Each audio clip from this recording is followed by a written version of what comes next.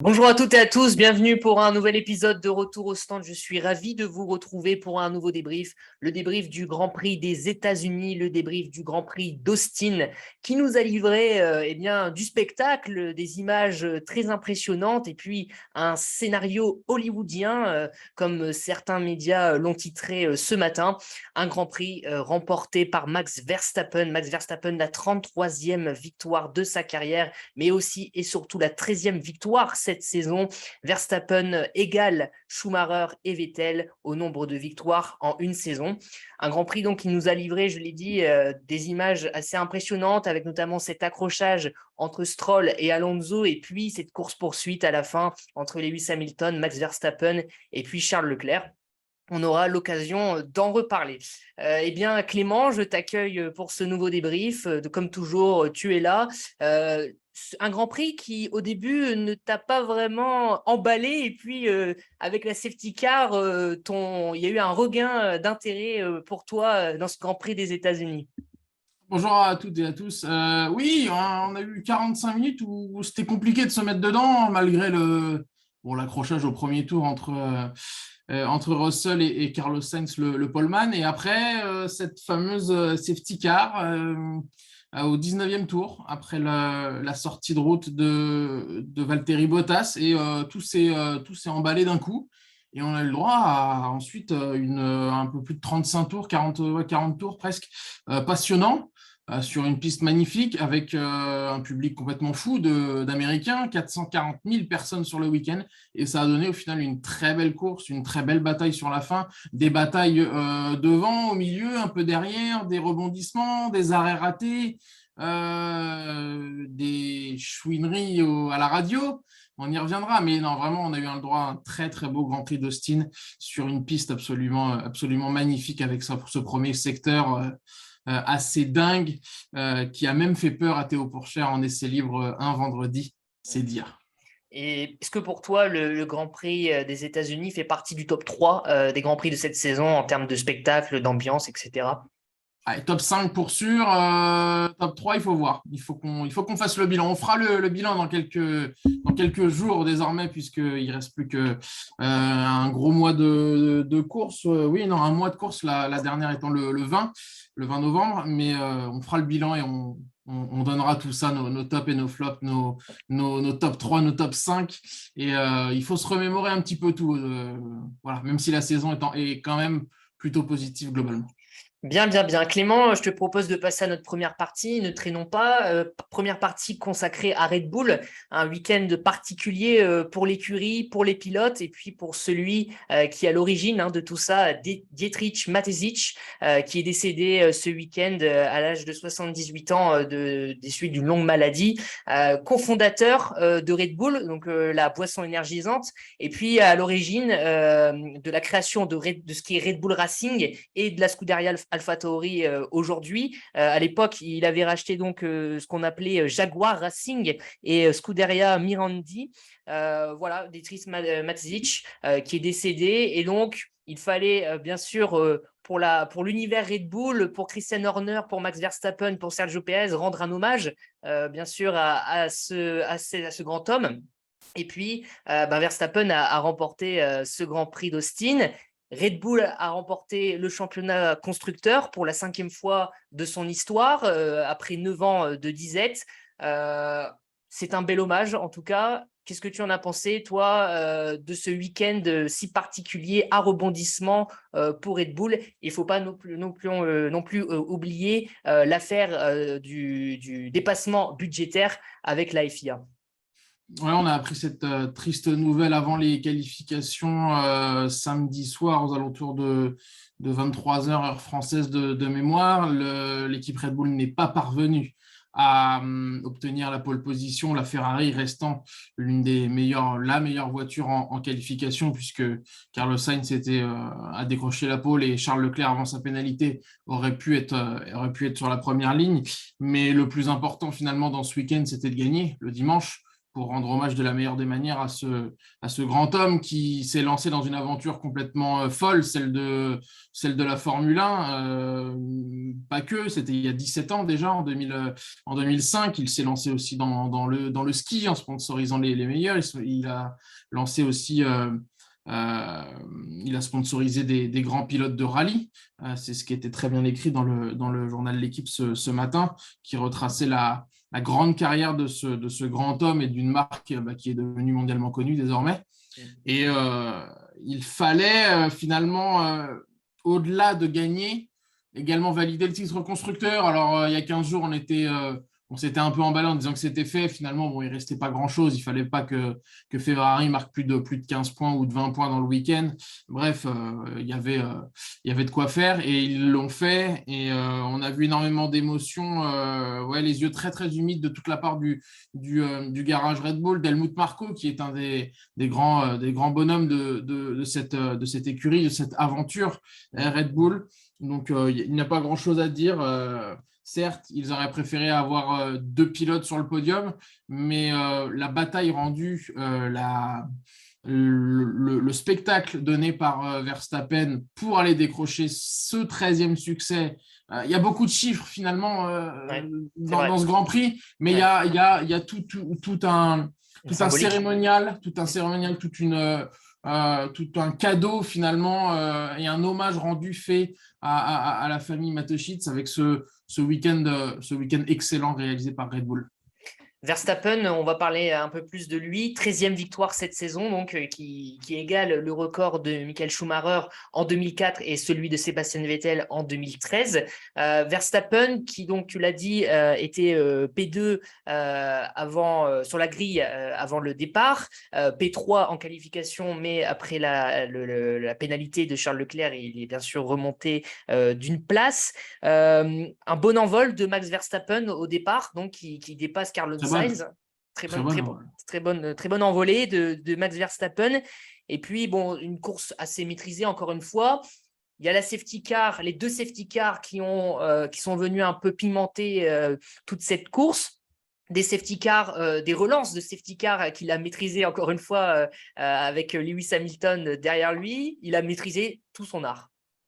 Oui, puisque finalement, la seule chose qu'il n'a pas maîtrisée, elle est arrivée au 36e tour avec cet arrêt lunaire pas habituel chez Red Bull finalement. On était plus habitué à voir des hommes en rouge rater leur arrêt au stand et cet arrêt qui aura duré 11 secondes.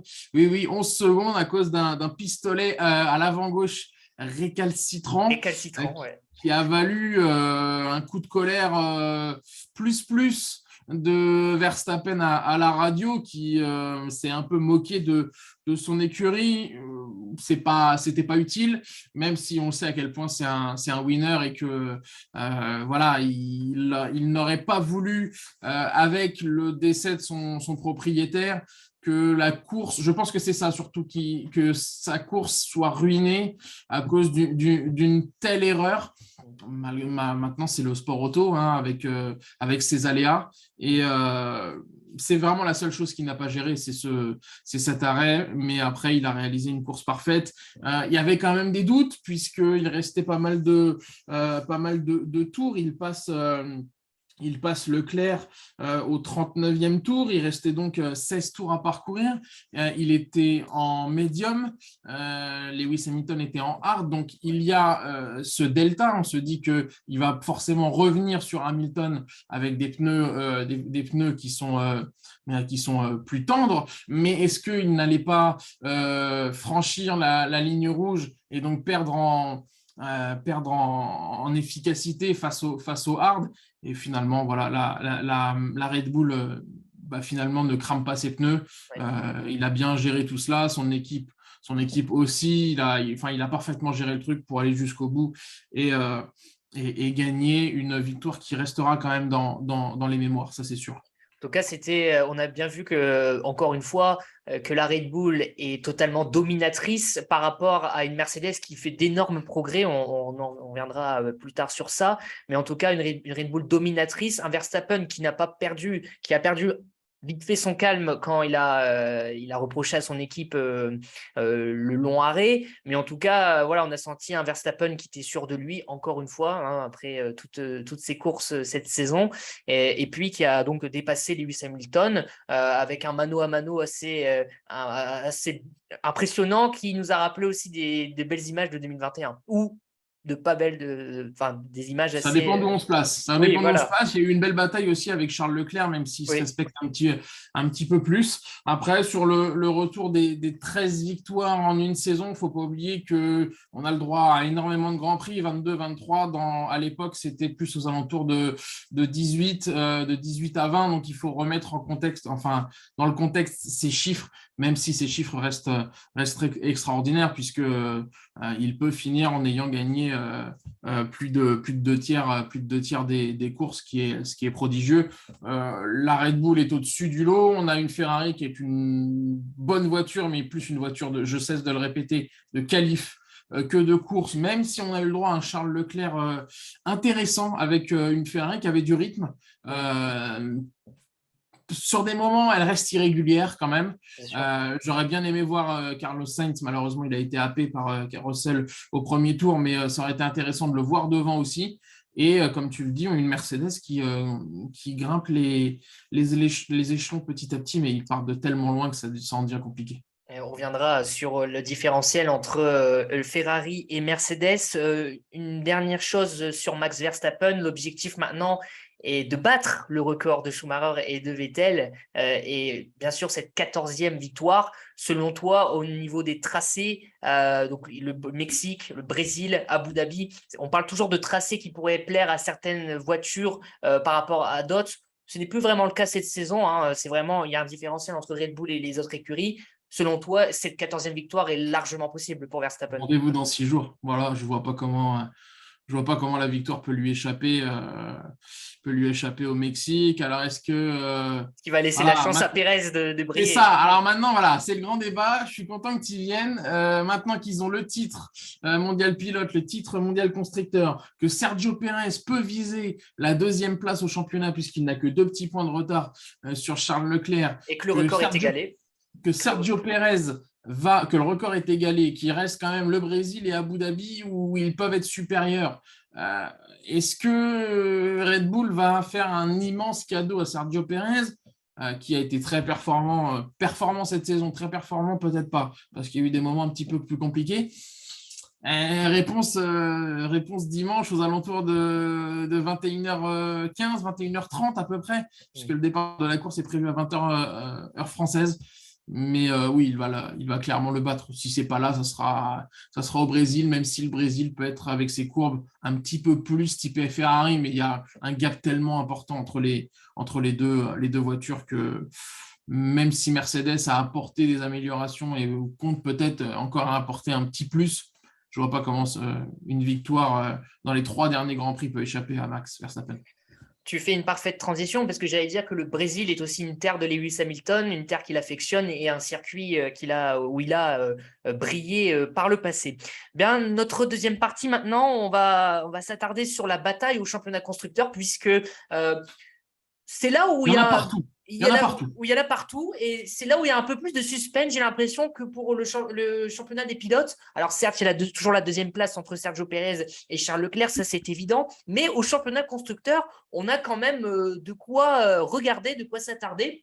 Donc avec Red Bull, bien sûr, qui est champion, mais la P2 se joue entre Ferrari et Mercedes. Il y a 53 points d'écart entre Ferrari et Mercedes.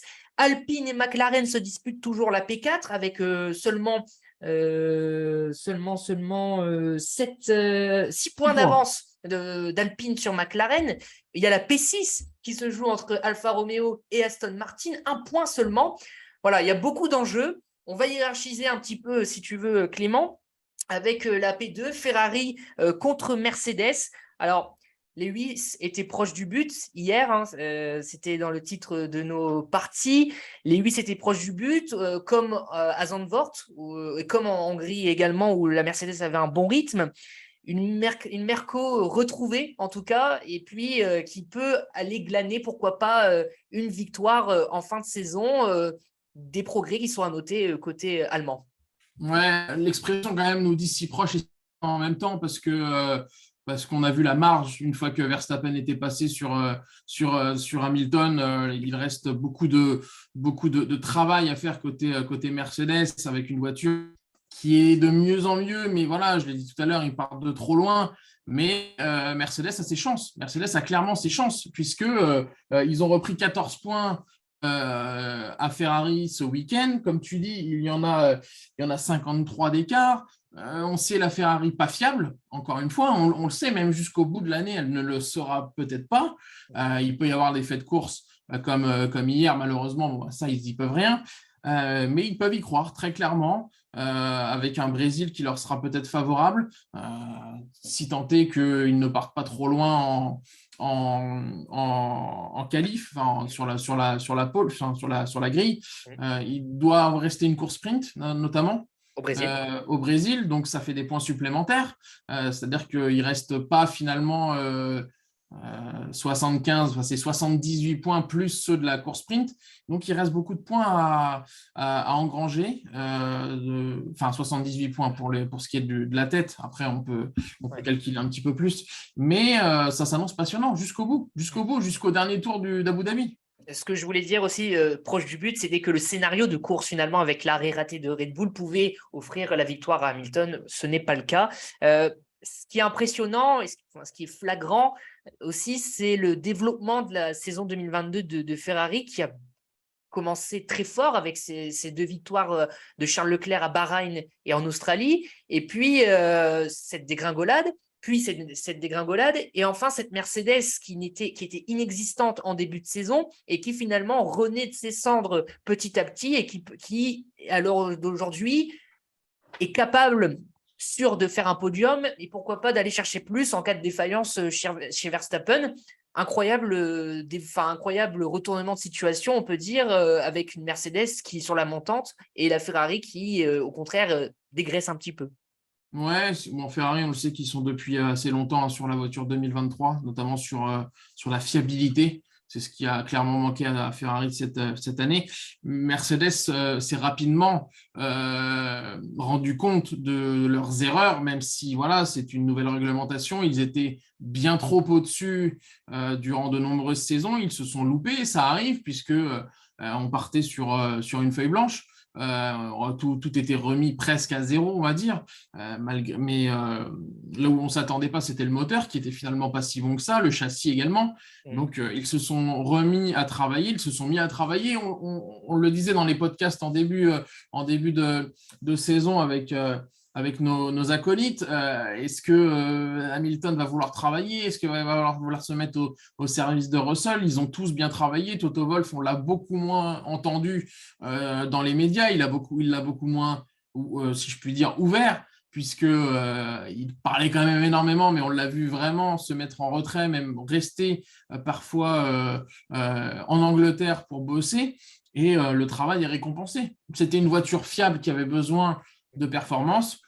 C'est devenu une voiture très fiable qui a de la performance. Et elle se retrouve finalement là où elle doit être, c'est-à-dire à viser des podiums régulièrement.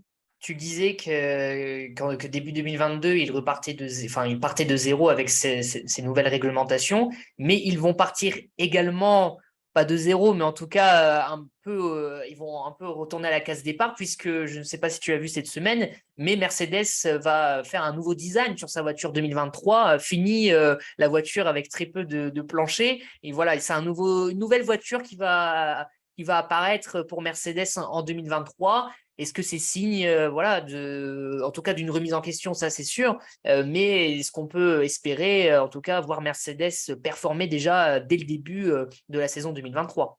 Moi, je pense qu'ils seront prêts dès 2023. On a vu quand même la voiture énormément évoluer sur le côté aérodynamique. On l'a vu, on en a parlé ensemble lors de la grille où l'équipe Ferrari, l'équipe Alpine, je crois de mémoire, est venue voir la nouvelle livrée Mercedes, parce qu'il y en a eu quand même pas mal au fil de l'année et des Grands Prix.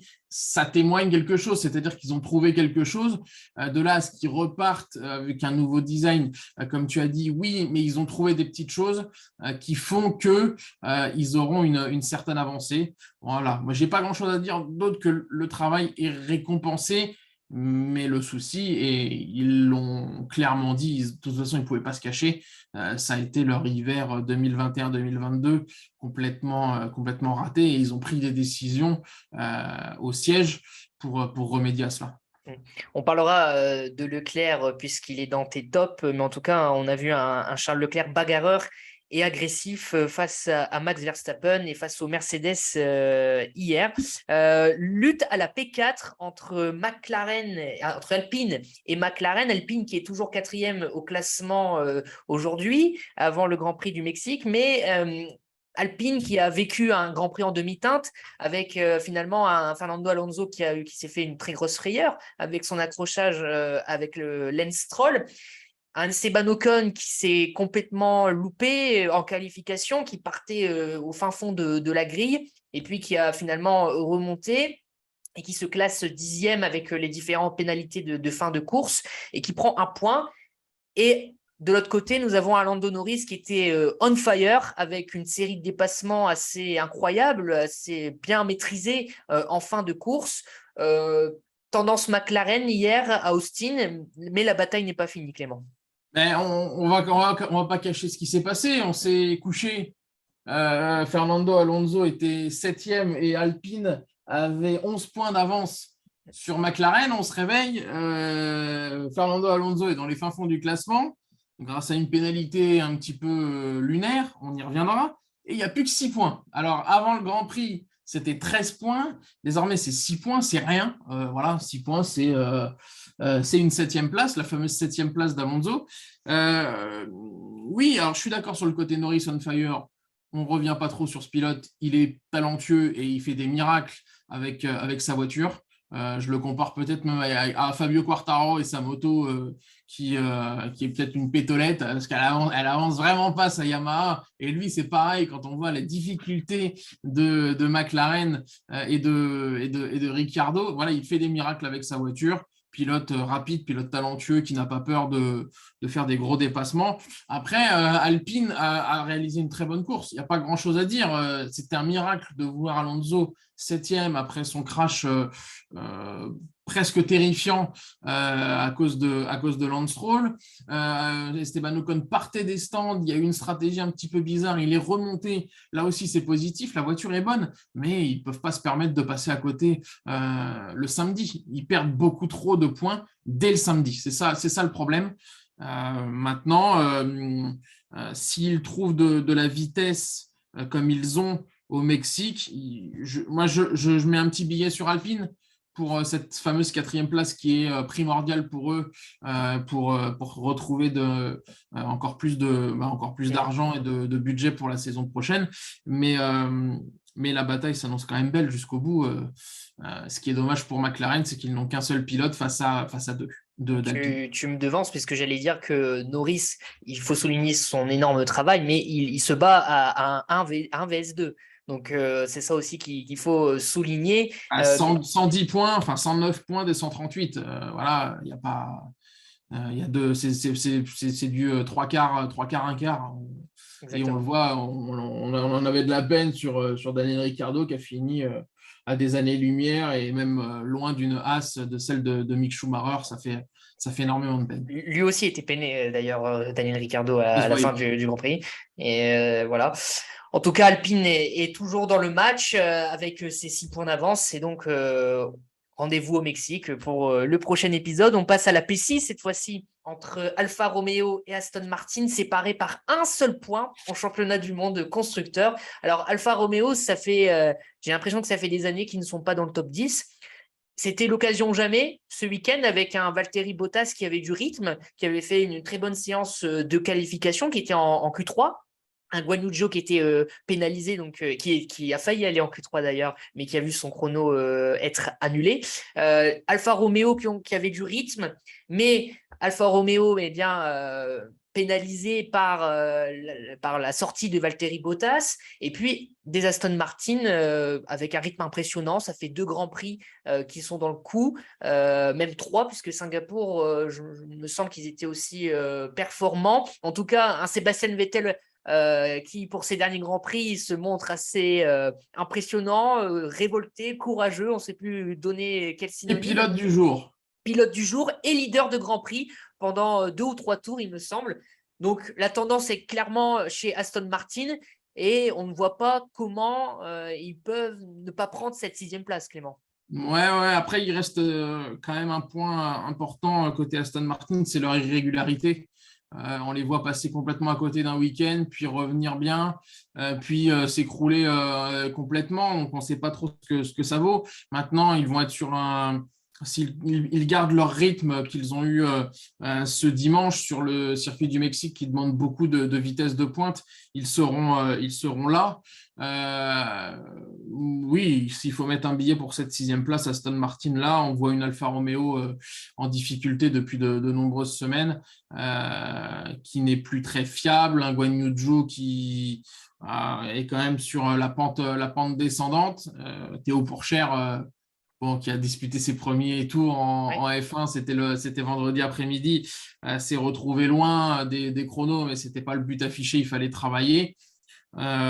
Oui, Aston Martin se doit de terminer 6e et peut compter sur un très grand Sébastien Vettel qui ne lâchera rien jusqu'au dernier tour avant sa retraite. Malheureusement, ils ont un Lance Stroll qui est beaucoup trop incertain, beaucoup trop irrégulier là aussi, et qui ne peut pas se permettre de faire des gestes comme hier. On y reviendra dans les flops, mais ils ont besoin de ces points, ne serait-ce que c'est des 1 ou des 2 points, des 9e, des 10e places ou des 8e, ils en ont besoin, et il est trop inconstant là-dessus.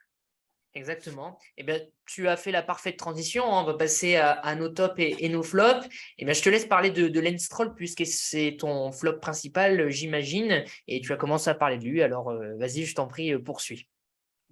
Son geste hier de se décaler au dernier moment aurait pu amener un drame. La voiture qui se lève de Fernando Alonso, c'est des images rares sur une grande ligne droite. Avec le DRS, c'est dangereux. Je suis d'accord sur le fait de pas mal de gens qui parlent de beaucoup de personnes qui se décalent au dernier moment, qui défendent de manière incorrecte, mais là-dessus, il faut réguler. C'est au commissaire, c'est la FIA d'imposer des règles claires. Il faut rester sur sa ligne ou ne bouger qu'une seule fois. Là, il bouge à moitié sans réellement bouger. D'accord, Alonso se décale très tardivement, mais ce n'est pas une raison. Il faut que cela cesse. Lance Stroll est un habitué de ces gestes insupportable, un peu à l'image de Ericsson dans les années passées ou de Kevin Magnussen. Voilà, il faut réguler avant de voir un mort. Ça suffit, c'est des gestes qui sont beaucoup trop dangereux. Il a été sanctionné Ce que j'allais te dire, les 3 places. petitement. 3 places de pénalité sur la grille au Grand Prix du Mexique et 2 points sur sa super licence, pour toi, ce n'est pas assez, forcément. Non, c'est pas assez puisque voilà, ils ont 12 points. Là, il faut qu'ils fassent 6 gestes insupportables pour être sanctionné d'un Grand Prix. Non, c'est trop peu. Il faut réguler là-dessus. Moi, j'ai pas aimé son attitude. J'aime pas. Après, bon, il s'est à moitié dédouané. Non, ça ne le fait pas et il mérite vraiment d'être dans les flops puisque il a des attitudes qui sont pas bonnes et il va finir par se mettre à dos tout l'ensemble du paddock, sachant que bon, le Papa Stroll est déjà pas fortement aimé dans la pit lane. Bien, je continue avec ton deuxième flop. Alors, avant de parler de la FIA et de ses pénalités, peut-être revenir sur Hamilton et son attitude de fin de course, parce que sur Twitter, lorsque j'ai mis les tops et les flops hier soir, j'ai mis Hamilton fin de course, ce qui peut prêter à confusion. Fin de course alors qu'il était sur le point peut-être de gagner. Alors, Toi, c'est son attitude à la radio qui t'a déplu. ouais, c'était son attitude de petit porteur, on répète, et Max Verstappen est sorti au 9, et Max Verstappen est sorti au 15, et Max Verstappen est sorti au 18.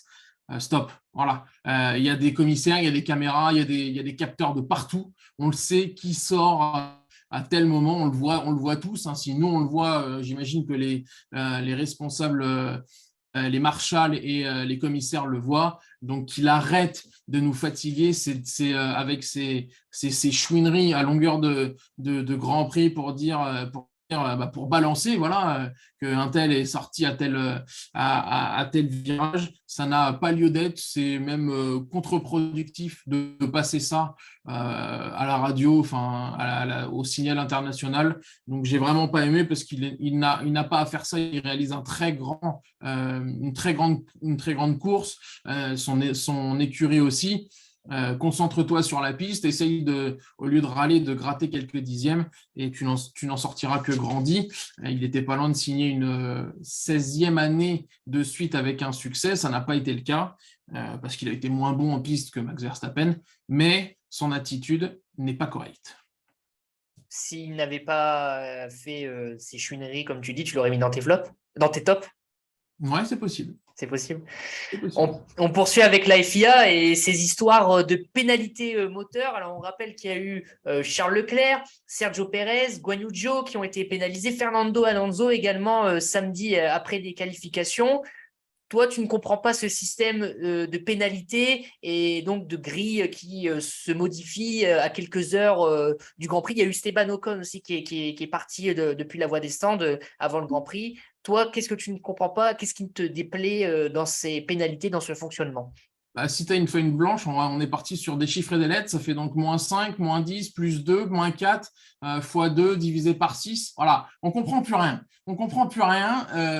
De base, déjà, il y a un souci, c'est qu'ils n'ont plus que 4 moteurs pour 23 Grands Prix. Alors avant, ils avaient 5 moteurs pour 18 ou 20 Grands Prix. Ils ont moins de moteurs alors qu'il y a plus de courses. Allez comprendre. La réduction des coûts, je veux bien comprendre. Mais ça donne un bordel pas possible et ça a donné des qualifications qui servent de moins en moins parce que finalement, on connaît le poleman, mais ensuite, il va falloir faire des calculs parce que le 6e va se retrouver 3e. Stop, il faut de la clarté. Je ne sais pas quel système sera le meilleur ou le moins mauvais, mais on ne peut pas se retrouver avec nous en train tous les deux en privé à faire des messages en se disant est-ce que lui va être 12, est-ce qu'il va être 11. On ne comprend rien. On est en train de perdre des gens. Et ce n'est absolument pas acceptable de voir un tel bordel pour un sport aussi professionnel. Alors pour toi, est-ce qu'il faudrait avoir plus de moteurs pour Oui. voilà, par exemple 5 Au moteurs moins pour 22 Grands Prix? Ouais, ok, Au moins d'accord. un de plus, mais voilà, il y a des pièces qui changent, on ne sait pas trop, on apprend ça au début des essais libres, on les apprend, après ça part des stands, voilà, non, il faut plus de clarté parce que là, on comprend plus trop et c'est pas terrible. Et donc, si on va au bout de notre réflexion, 5 moteurs, mais il n'y aurait pas de pénalité si on change de moteur. C'est ça que tu es en train de me dire? Ou alors si… Il va falloir trouver un système. À un moment donné, si tu arrives au sixième ou au septième moteur, voilà. Mais est-ce que ça rentre aussi dans le budget? J'en sais rien, mais c'est pas terrible. C'est pas terrible et voilà, tout ce qui est flou perd les gens. Très bien. Pour ma part, dans mes flops, donc j'ai mis Stroll, Ricardo, on va pas revenir sur eux. J'ai mis George Russell, alors peut-être que les gens vont dire que je suis de mauvaise foi, mais voilà, il a gâché la course de Carlos Sainz, qui pour moi pouvait faire quelque chose à Austin. Et puis il a fini 5e, il était donc…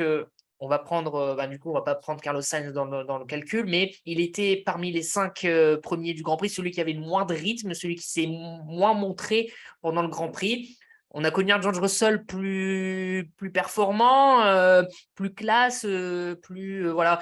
Enfin, voilà, ce week-end n'a pas été grandiose pour le Britannique. Je ne sais pas, toi, qu'est-ce que tu en as pensé? Forcément, ça t'a déçu la première scène du Grand Prix, c'est-à-dire le tampon de George Russell dans Carlos Sainz. Il a ruiné la course de Carlos Sainz, il s'en est excusé. Il a pris 5 secondes de pénalité. Voilà, tout est logique. Alors, on peut dire un week-end sans, mais il signe encore un nouveau top 5. Oui, Il garde 20 points d'avance sur Lewis Hamilton. Et ça aussi, dans les batailles, ça compte. Puisque voir Lewis Hamilton battu, il faut remonter par Nico Rosberg. Mais c'est une chose rare. Et être battu par un rookie, c'est encore plus rare. Donc, oui, il mérite sa place dans les flops puisqu'il a fauté. Il a fauté dès le premier tour et il a été assez transparent après même. Exactement. Bien Clément, on est arrivé au terme de ce 19e épisode, de cette 19e manche de la saison. On se retrouve exactement, plus que 3. Et un 4e podcast pour faire le bilan de l'année. Bien entendu. On se reverra encore. Ah, bien entendu, on ne va pas vous laisser comme ça, sans nos analyses et nos débriefs.